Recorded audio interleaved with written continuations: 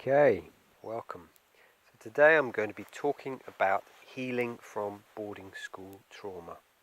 I'm going to be talking about my own experiences, and I'm going to be sharing some of the things I've used over the past 21 years for healing myself through boarding school trauma.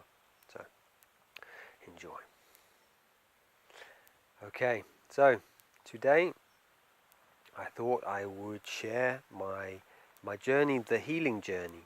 I've shared my experience of boarding school in a longer video, and I'll put a link to it at the end. I'll put it in the description box as well, where I talk for about 50 minutes of my own experience on being in boarding school. And I've done other videos as well about being with a boarding school survivor if you're married to, and other videos about it. And yet I've not really talked about my own healing journey. And certainly my healing journey started about 21 years ago, and I started to get interested in meditation. And yet at that time I didn't know about my boarding school trauma. I had kind of denied it, put it to one side.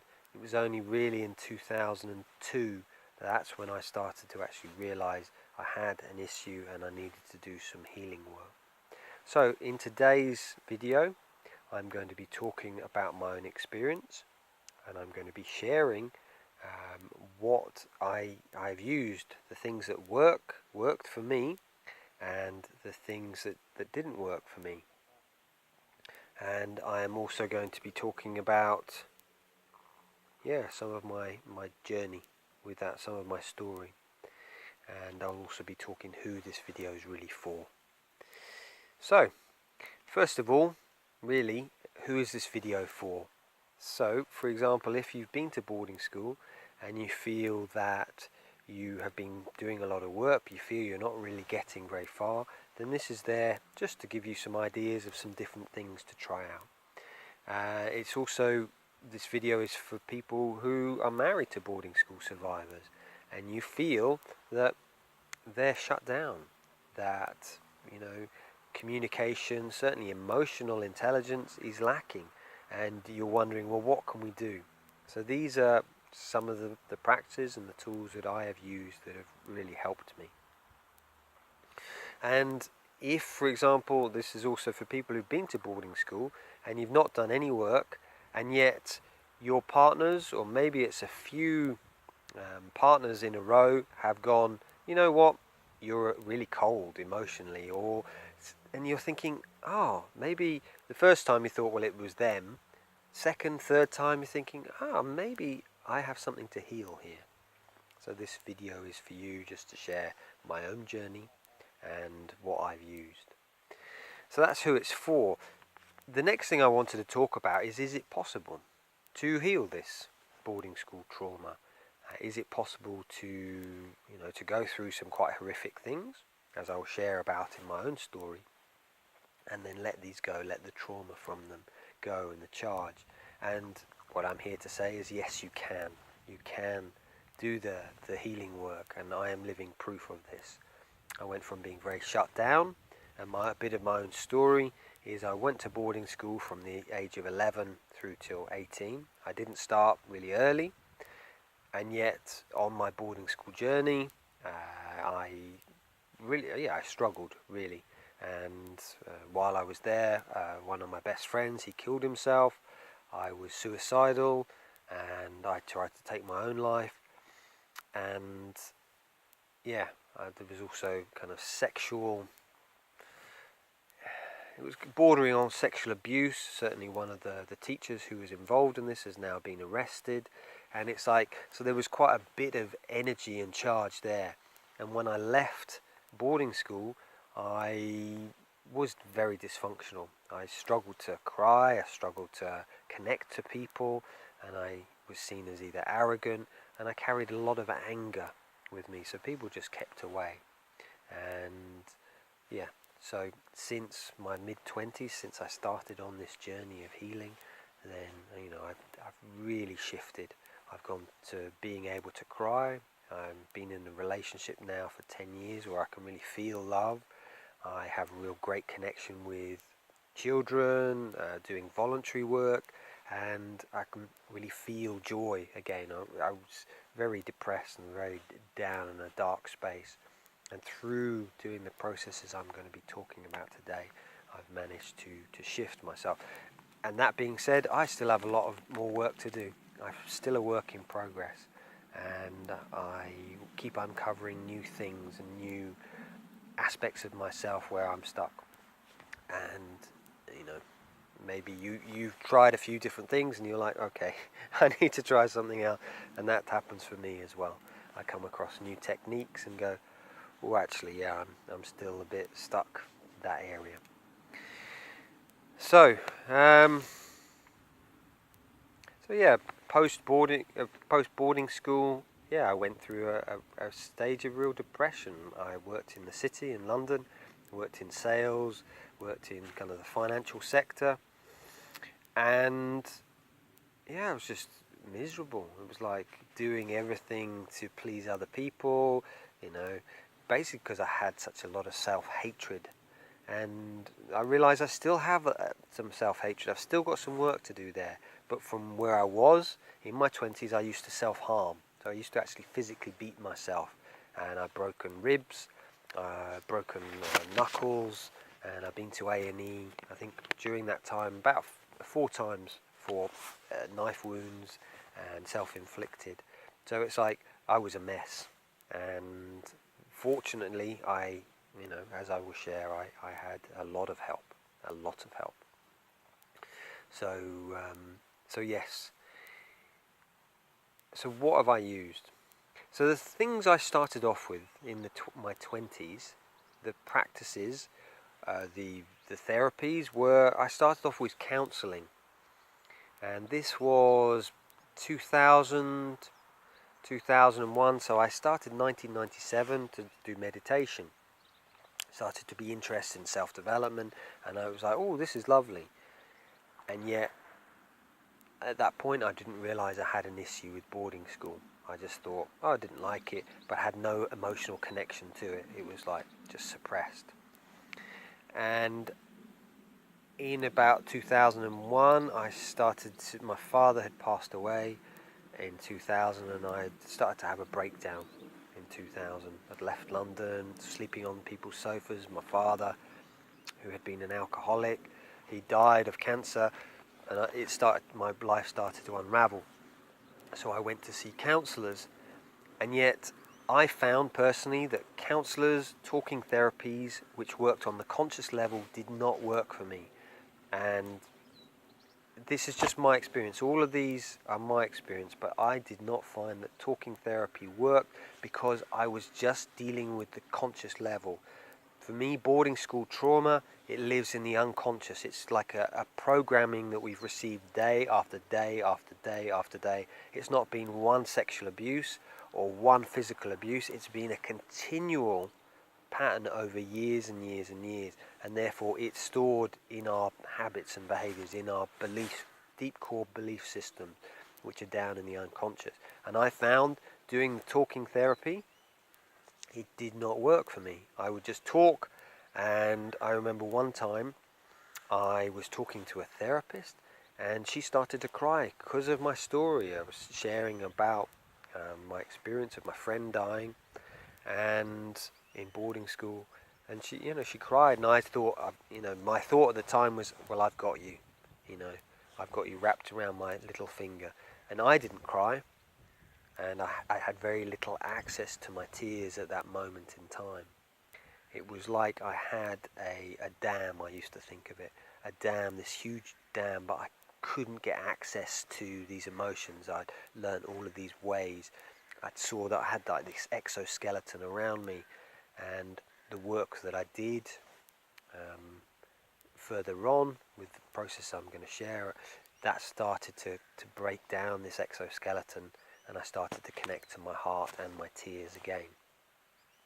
So I did counselling for 2000, and I think it was 2000, 2001 through till about 2002, and I tried 2 or 3 different therapists and counsellors, And fortunately, at this point, 2002, I was living in a Buddhist monastery, and I'd started to have another breakdown, and I'd started self-harming, and I'd been seeing this therapist, this talking therapist, this counsellor for 6 months, and the abbot said to me, he said, look, this doesn't seem to be working for you. And he said, what I would recommend is someone I've worked with, and he pointed me out to a Jungian analyst. And she was a supporter of the monastery. She lived quite a long way away, so it was a long trip, a big commitment, and yet I spoke to her, and it was like, okay, she was going to offer this for free, but my commitment was I had to do the work, and boy was it tough. My requirement was I had to write down my dreams every night, and I had to start sending them to her.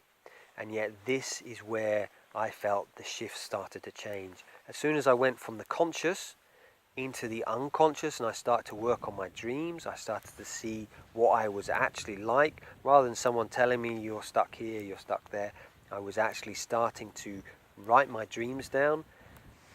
The shift was, I started to cry, and I started to see just what I was like as a person, and it was painful, unbelievable painful. It was like, essentially the experience was going through hell for me, my monastic experience. I had no distractions, and yet I started to do this really intense therapy, and I found this is when I started to change. I started to work on the unconscious, and I would suggest looking at the work of Bruce Lipton. He talks about this in his book, The Honeymoon Effect. And he says that, in order to change our patterns, we've got to work on the unconscious.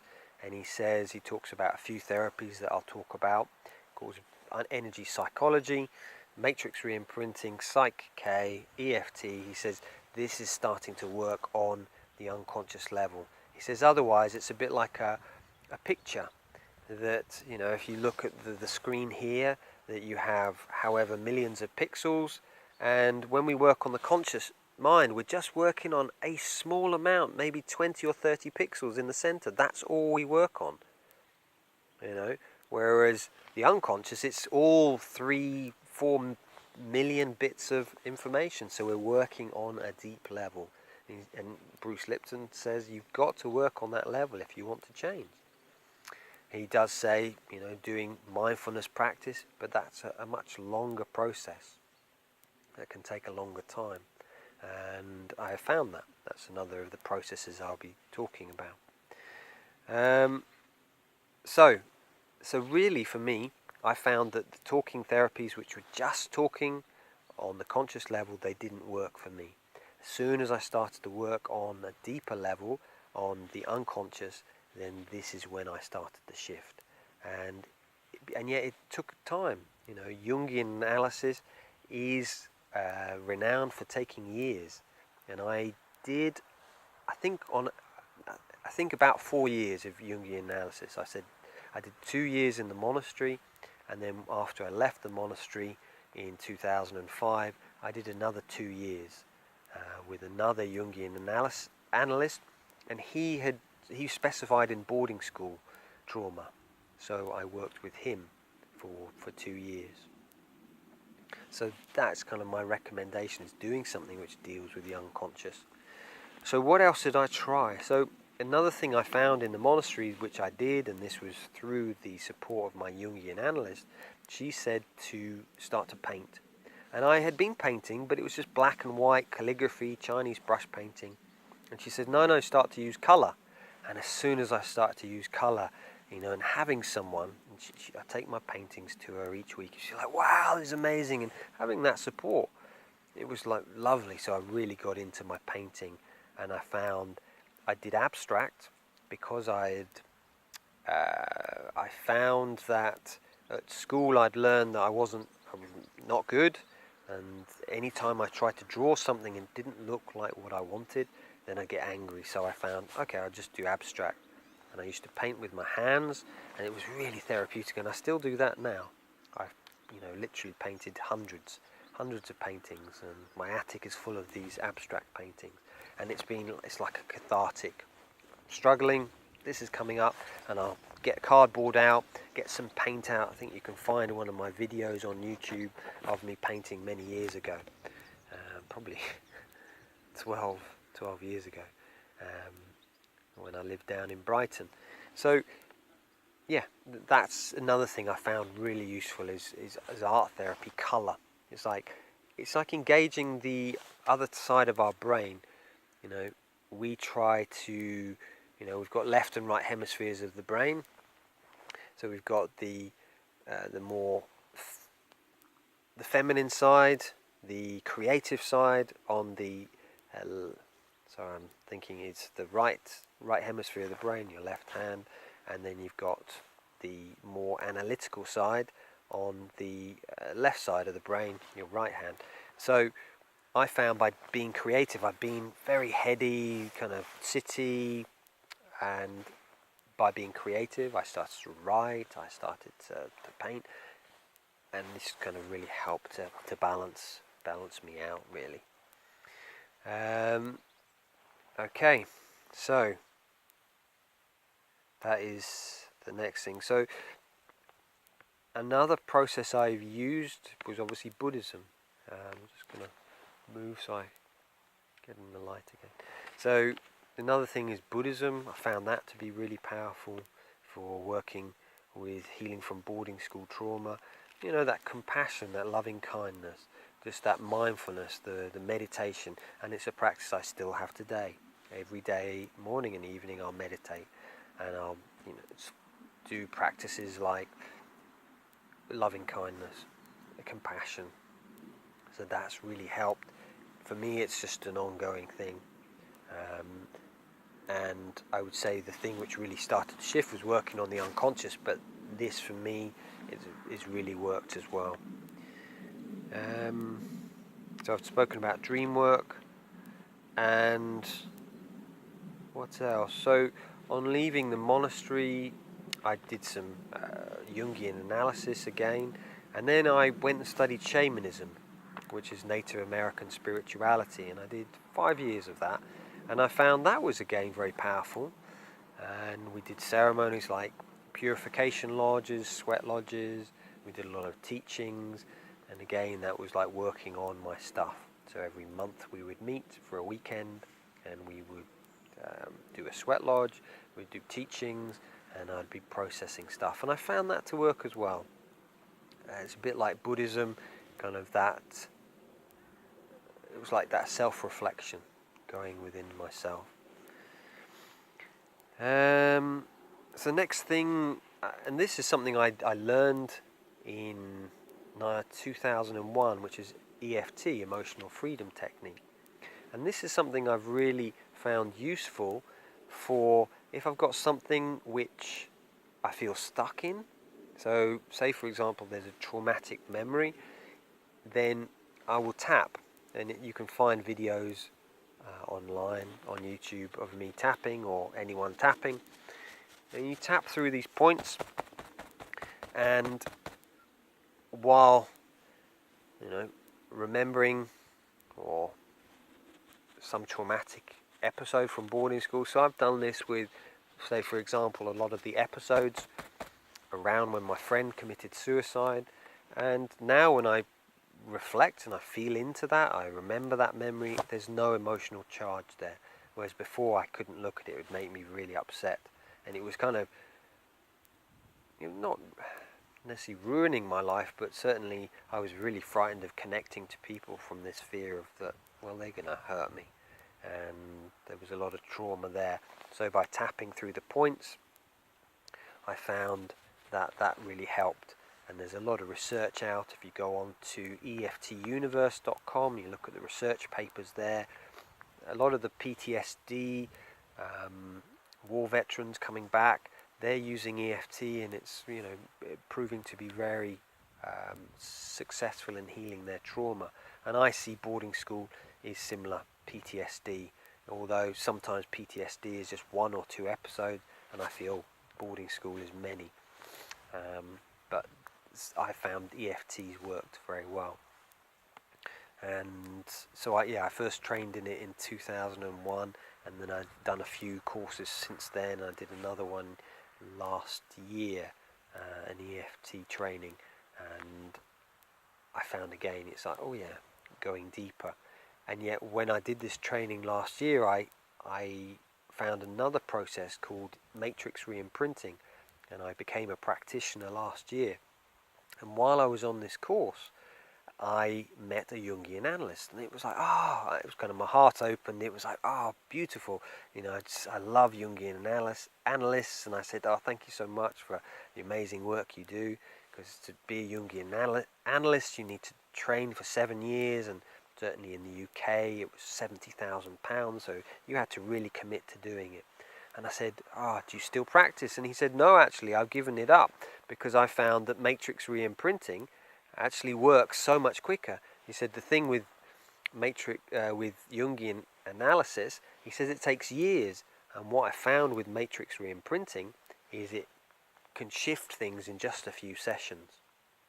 And he said, so I've given up my Jungian analysis practice, and now what I do is I just do matrix reimprinting with my clients. So what's matrix reimprinting? Essentially it comes from EFT, and it's kind of working on the unconscious level. So we find a traumatic feeling, something's coming up. Say, for example, we're frightened of going off on holiday, and we don't know why. We tune in with that feeling, and then working with a practitioner or working on yourself. I've worked on myself for quite a few years before I did the training, and now I work with professionals for my own inner work. And I found that you connect in with the feeling, okay, I'm frightened of going on holiday, and then you find beneath that, where are the memories where this comes from. And it might be that you have specific memories from boarding school of things happening, and you go in and matrix reimprinting you again using the meridian points. You tap on these while also essentially going into the unconscious and asking that part of yourself how it can heal.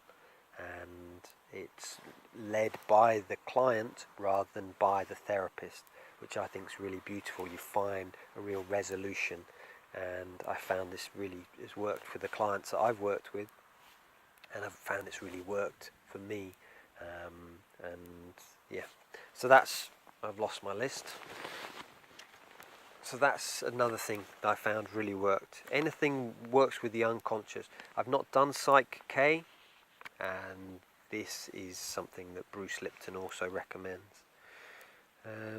What other things? And NLP. Yes, I trained in NLP probably about 10 years ago, and I found that I have used that, not as much as, say, matrix reimprinting or EFT, but NLP, yeah, it's like taking the charge out of a memory.